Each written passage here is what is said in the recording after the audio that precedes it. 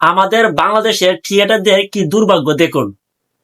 তামিম ইকবাল বাংলাদেশ জাতীয় দলের opener batsman, একজন সফল ওপেনার ব্যাটসম্যান তামিম ইকবাল 2012 সালে আইপিএল এ পুনে হয়ে খেলতে গিয়েছিল।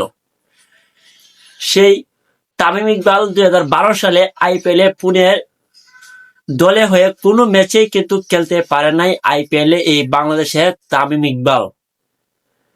এখন 2026 সালে কি ঘটেছে দেখুন। তানজিদ হাসান তামিম, তাকে সবাই জুনিয়র তামিম বলে। তানজিদ হাসান তামিম এবারে 2026 পিএসএল এ খেলতে গিয়েছে পেশোয়ার জামলির হয়ে।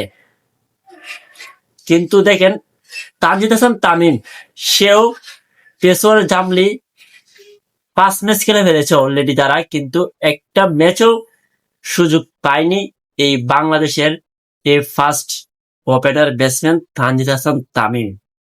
ভাগ্যের কি পরিহার আমাদের বাংলাদেশের ক্রিকেটারদের। দুজনে কিন্তু ফার্স্ট একজন ওপেনার ব্যাটসম্যান, দুজনে কিন্তু, এবং দুজনের নামে কিন্তু সেম তামিম। একজন সুযোগ পায়নি 2012 সালে আইপিএল এ, অন্যদিকে আরেকজন সুযোগ পায়নি 2026 সালে পিএসএল এ। আমাদের ক্রিকেটারদের ভাগ্যে কি পরিহার দেখুন।